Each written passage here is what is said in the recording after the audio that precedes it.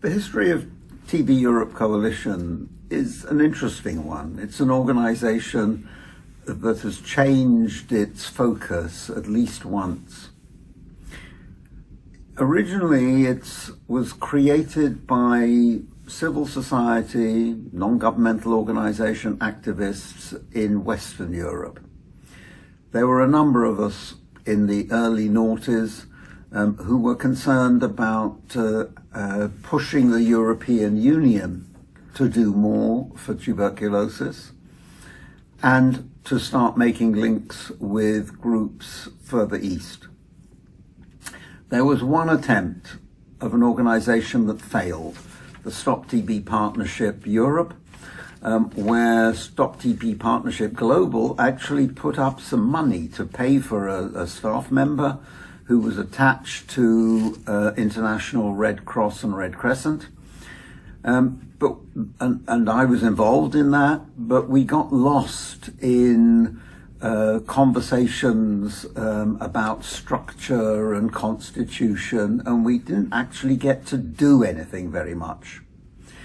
And when no money came after a couple of years, we weren't able to find alternative funding. That everybody had rather naively thought that the European Union would be an easy touch. It wasn't. And by the end of 2008, it had disappeared. But about this time, the French organization Global Health Advocates appointed a person to be their their advocacy person in Brussels, running the corridors of the European Union. And they agreed that this person should spend a good part of their time on tuberculosis-specific activity. That was a woman called Charlotte Goyon who was appointed, and early on she convened a meeting which took place in the middle of 2009, which I recently found the minutes of. And in a way, one can call that meeting the founding meeting of TBEC.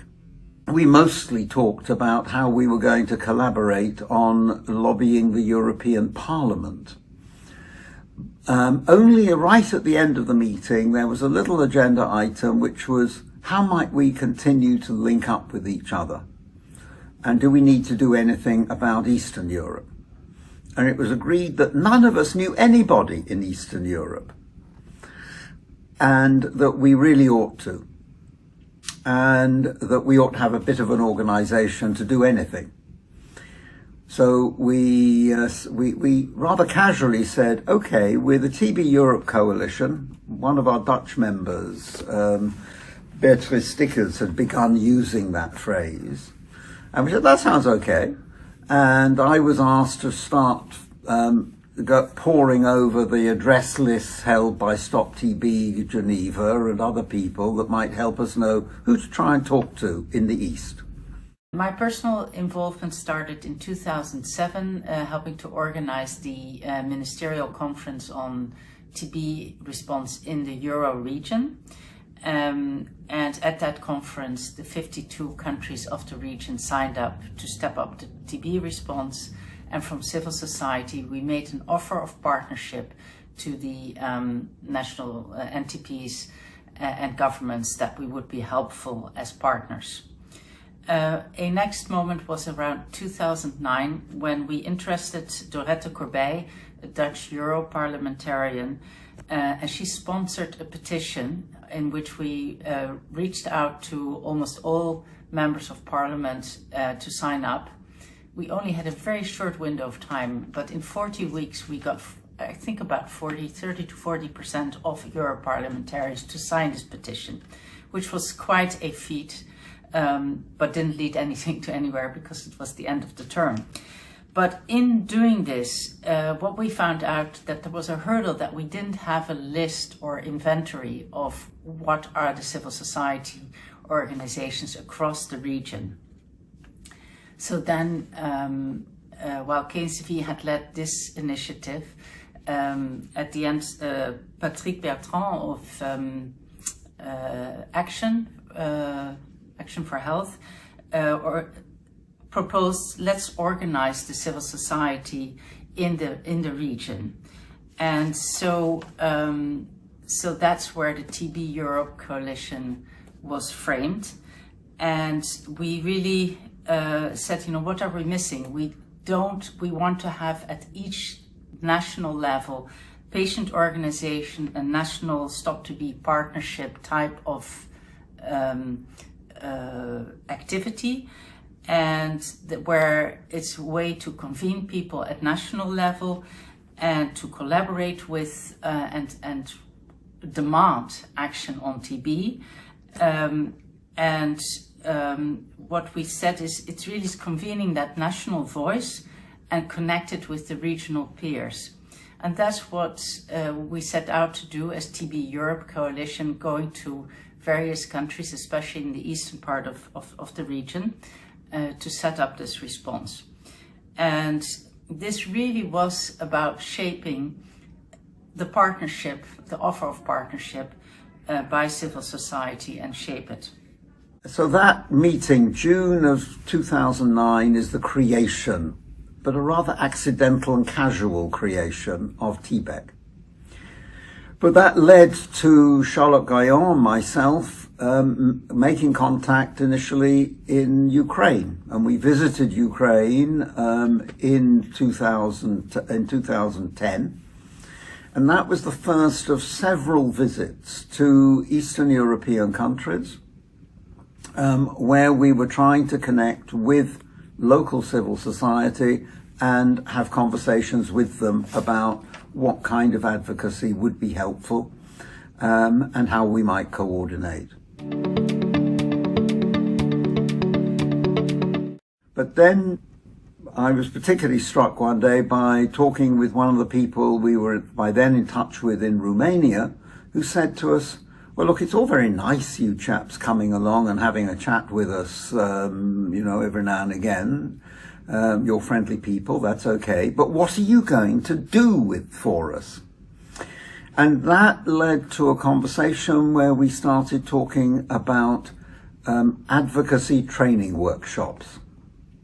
And that fitted with what they were wanting. It also fitted with my own personal background, professional training in organization behavior.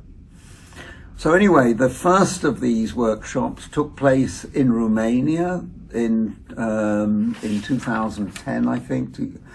And over the next 7 or 8 years, it led to a program that we had at least one such workshop, 2-day workshops on advocacy aimed at local civil society in every one of the now ECA countries, Eastern Europe and Central Asia. So back in 2010, I was working for Global Health Advocates, and it was an NGO that was doing only advocacy on tuberculosis in Brussels, so towards the EU institutions, and in France. Because we were a small NGO, 1, 2, 3 staff back at the time, we always had this philosophy that our advocacy, so our power of influence, would be much greater were we to be together with others. We would have more weight. Our messages would be more significant if we had larger networks, larger coalition in place. So that's when we started looking at coalitions that we could be building, knowing that there were other people doing TB advocacy, not so much in Western Europe. This is why we started looking at creating a European coalition working on TB.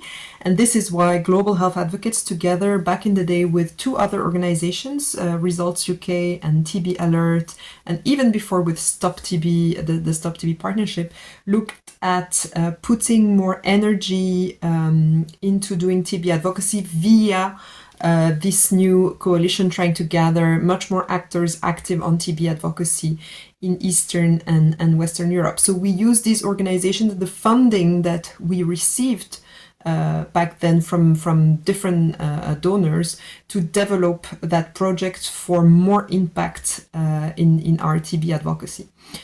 There was clearly a divide back then on the Western style or the Western type of NGOs and the work that we were doing, which was much more advocacy. There were some organizations working on helping TB patients, but obviously the rates of the disease were much less significant in Western Europe than in Eastern Europe.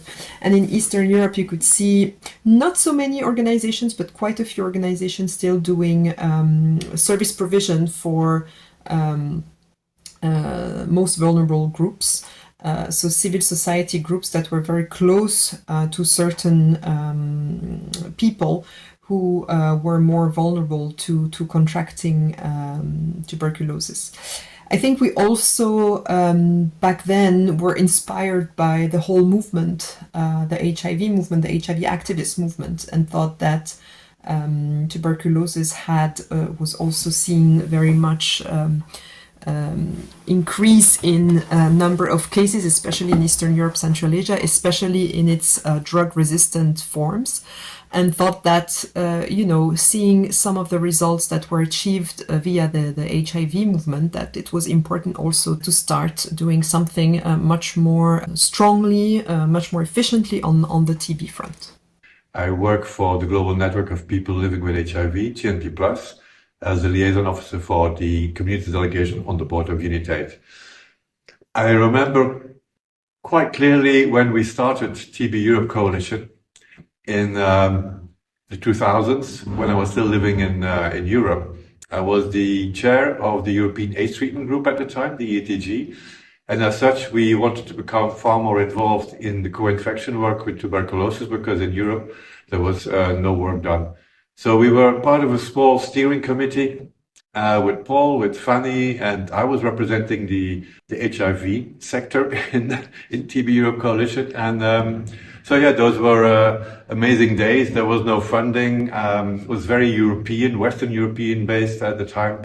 And I personally moved to South Africa in 2012. So then I left my European work behind, but I kept on following the great work that TB Europe Coalition is doing. So the idea behind creating the TB Europe Coalition was obviously to ensure that decision makers, politicians, governments would implement more ambitious policies to fight TB, and also dedicate more funding to the fight against TB, be it at national, regional, international level. Another very important point was, and that really featured into the work of the TB Europe Coalition, was to ensure that civil society would be recognized as a critical partner in developing the policies that would regulate the fight against TB. So civil society has never, at least back in 2010, was never really considered as a respected actor and stakeholder. We were always really much on the margin of the decision-making process when it came to TB. And it was quite interesting because you could really see that all of the conversations were very technical, using very medical languages, a lot of jargon. It was not a very an easy field to enter in and to understand how to influence it. So that was also one of the objectives of TB Europe Coalition, is to give a human face to the disease. A lot of the NGOs that were working on TB knew the reality of people having TB, the reality of treatment, diagnostics, or the lack thereof. And it was very important to hear those voices, and that those voices be included and considered when any decision, any policy, any program was being developed. So that was one of our main fights throughout the years, is making sure that whenever there was a new program being put in place in a country, even though that it was very medical, that actually the patient, the community's voices were being heard. And that's it was definitely not a reflex. So that was a constant fight. In terms of how this all started, we were just a couple back in the days that were really looking at developing this project, TB Alert, Results UK, and Global Health Advocates. So 3 NGOs based in the West, based in Paris, Brussels, and London. And the first thing that we've done to create this coalition is very simple. Basically, we just used some of the funding that we were receiving to develop that TB advocacy, to travel to high burden countries where there were high rates of tuberculosis or drug resistant tuberculosis, travel to these places, do a mapping, meet the people that were actually active civil society organizations. Sometimes in some countries there were just one. Sometimes in some countries it was the Red Cross that was doing quite a lot of different activities that included tuberculosis, for instance, in prison or with migrants. So we basically went to, in between 2011 and 2014, I think, to 8 or 9 countries in Eastern Europe and Central Asia, Moldova, Georgia, Azerbaijan, Bulgaria, Tajikistan, etc., to meet those people and to create basically that movement. And we were always very much welcomed. We used also always those visits to actually meet ministers or meet decision makers in the health field and bring civil society organizations with us to open some doors, and also sometimes to do even advocacy training. So explain, or because a lot of the civil society organizations there were active in service provision, but maybe not so much in advocacy. So explaining how, they could also change decision making and influence their decision makers. So that was basically the first series of activities that we were doing, and quickly we also worked very closely with the WHO Europe. We had staff there that were very understanding and eager to work with civil society, even obviously if their ways of working is maybe a bit less flexible than civil society. I think we managed to build very good relationship from the start, and ensure also that when there were revision of a national TB program TB programs, that civil society would be including in these national reviews, that civil society would be invited in any meetings in Copenhagen, linked to thinking how to take the fight against TB in Europe forward. So I was myself elected chair of the first regional collaborative committee on TB that was then later enlarged to include HIV and Hep C in the region, I think back in 2013. So we really worked on developing this relationship, which also opened doors to a lot of us and to be at the table. Also in regional international meetings, we also had, then we developed a lot of patient advocacy, where we had patients from Moldova, from Tajikistan, from Azerbaijan who spoke English and could be invited to meetings. So that's how, we really grew the movement. And then I think in 2015, we also, because we were doing a lot of advocacy in Brussels and trying to really increase the level of engagement and the level of awareness on tuberculosis, we managed to convince the Latvian presidency to host a ministerial summit on the issue of transition of the global fund from middle-income countries. So that also helped us develop some very good relation with the Global Fund itself, and plan high-level meeting, have access to high-level decision makers in the field, which I think elevated us as a trusted partner. Meanwhile, we continued to grow the movement, to have obviously a lot of people work in the secretariat, which was still very much informal, but worked in maintaining those relationships, organizing webinars, organizing trainings, making sure that our patient and community activists were invited to international events like the Union Conference. So making sure that our voices was always heard, whatever was happening in TB policy, TB advocacy, we were making sure that we were there, that we were contributing, that our voice was being heard. In the early years, we very much enjoyed being a very informal, unregistered, unregulated organisation. There'd been that earlier history of Stop TB Partnership Europe where we had failed because we'd been trying to be too organised. But gradually we realised that if we were to continue and if we were to receive grants from major donor agencies, we would have to be properly registered. And then came TB Rep, the global fund making available funds for an initiative initially pushed by WHO Europe and the Moldovan organization PAS, with the PAS as the principal recipient. And by the time that proposal was finalized, we had been drawn in because we'd been developing contacts, particularly with WHO Europe, and they drew us in and we saw ourselves as being able to provide the civil society linkages for that particular program. And that was all about trying to encourage and assist countries in Eastern Europe and Central Asia, i.e. the ex-USSR countries, to move more rapidly away from the sanatorium model that they had been used to ambulatory care for TB, such as was by then the standard practice in Western Europe and across the rest of the world, Africa, Asia, Latin America. So for TB Rep project, we were advancing the people-centered models of care.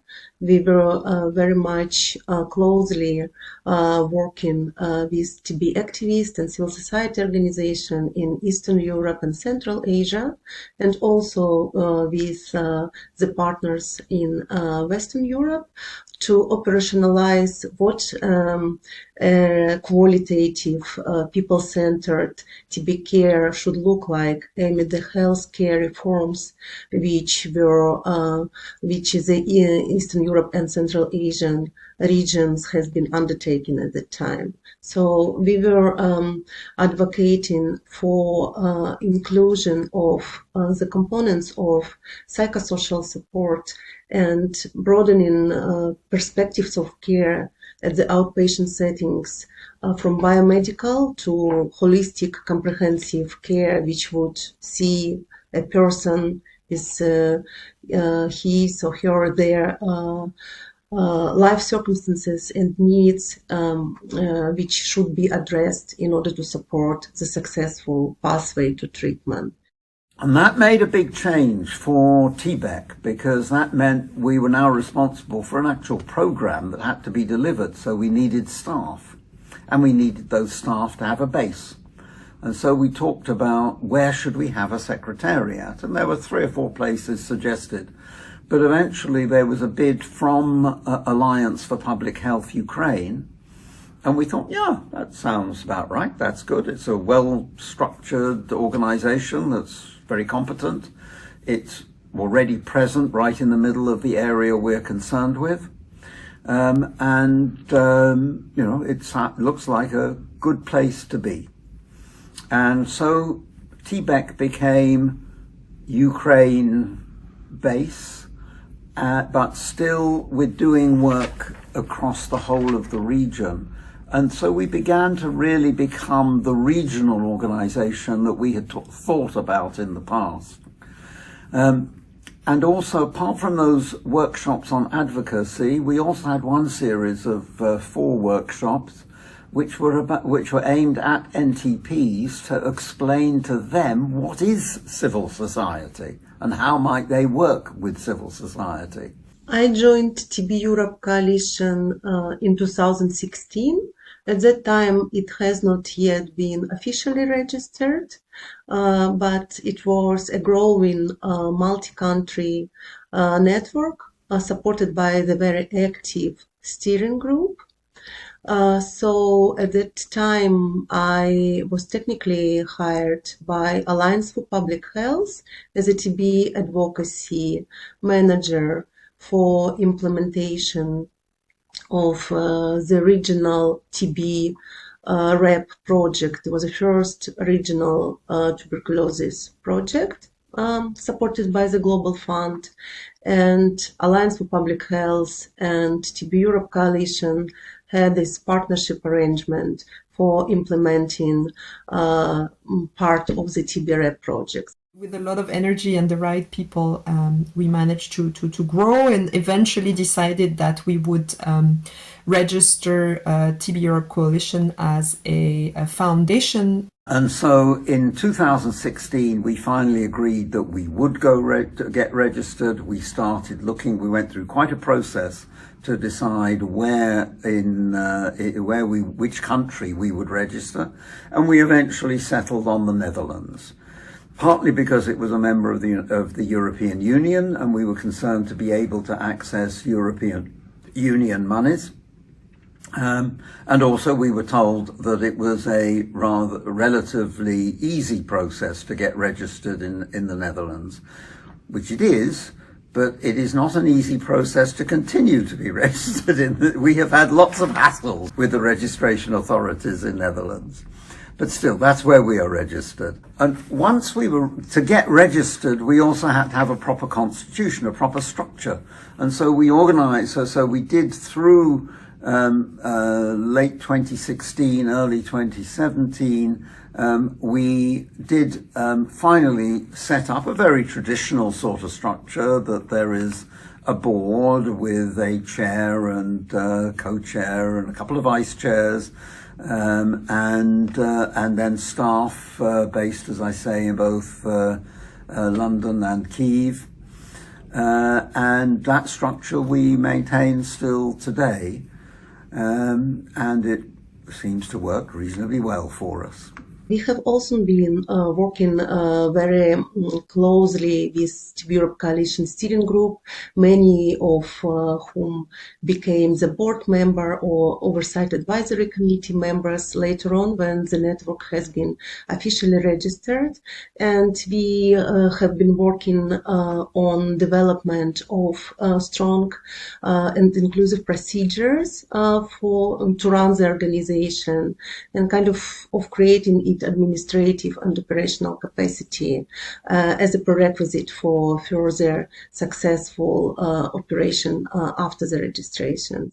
There were a lot of administrative work at the time to develop their procedures, administrative documents for TB Europe Coalition, all the issues regarding legislation, and we were collaborating with staff also of Results UK, Global Health Advocates, with TB Alert. So I think we were having like a real partnership across the region and across the Europe to make it happen. But I would also like to say that for TB Europe Coalition, for me, the major driving force is also TB advocates and TB survivors coming from Eastern Europe and Central Asia, whose experience of fighting the disease, whose enthusiasm was really like a driving force for organization to happen and to find its secretariat being located later on in Eastern Europe and Central Asia. But it's important that we have since also registered a separate organization in Ukraine to be able to make bids to donors who are only interested in giving money to low and middle income countries. And I should also briefly mention that we did have, for also almost 6 years, we had a team working in London because Results United Kingdom had made a bid to the European Union for an organisation grant, and that was done on our behalf. But it came through Results, and so the team was situated there. So quite a lot of work was done in those years by people based in London, as well as the TB rep focused people based in Ukraine. After the registration, So that was the first time when we were working closely with Paul Sommerfeld as chair of the board to have the first round of hire for TB Europe Coalition Secretariat based in Kiev, like consolidated secretariat. And then I think it was 2018 when our first TB Europe Coalition dream team came true, and we were very excited that we now have the staff and the project and activities to support the network and development of network across Eastern Europe and Central Asia, as well as capacity building activities for civil society and TB advocacy activists across the region. So yeah, that's been very inspiring time.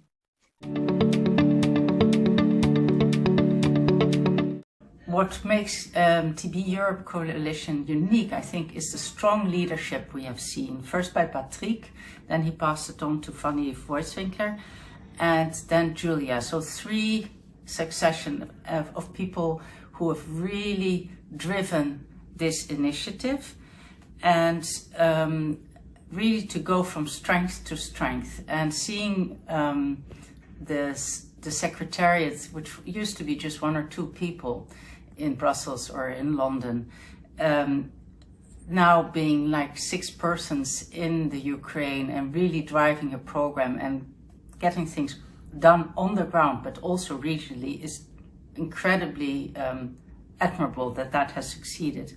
So, and it was almost like a estafette from one organization to the next, who saw the value of what TB Europe Coalition could do and took ownership of it. And it happened pretty organically. So I think what is really good is you see an institutionally strong organization. You see a chain of persons who have really driven it, and a strong commitment of partners. We are now building on the expertise in Eastern Europe to make a change in the Western European region.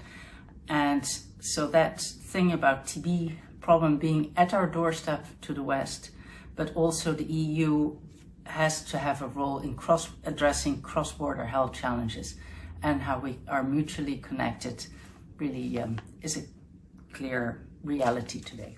I think one of the greatest achievements is that we were struggling in the beginning to make it a real European region coalition, meaning it was very Western European, and we struggled to get Eastern European colleagues involved.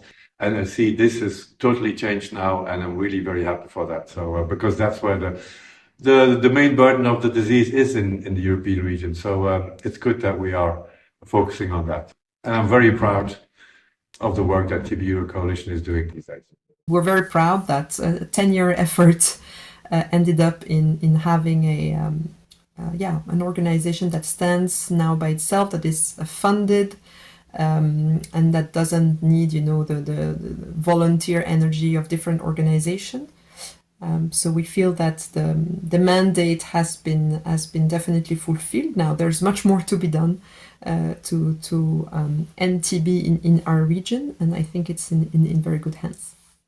So now we're reviewing our strategy again, but bearing in mind that we were an organization that started with Western advocates concerned essentially with the European Union, and we have become an organization mainly run by Ukrainians from the Secretariat and concerned with activities in Eastern Europe and Central Asia.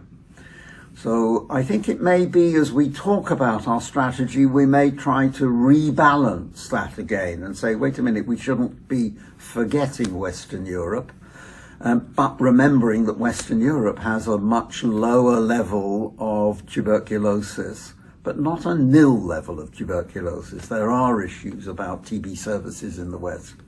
But we also need to be building and finding ways to continue and grow the work that we are doing within ICA and supporting and working with our many partners in ICA. So I'm optimistic that TB Europe Coalition will continue to exist and will continue to build itself as an effective piece of infrastructure that other regions will be jealous of. So that's what I'm looking for at the moment, that we do a good job for providing and ensuring more action by civil society in TB care across our region.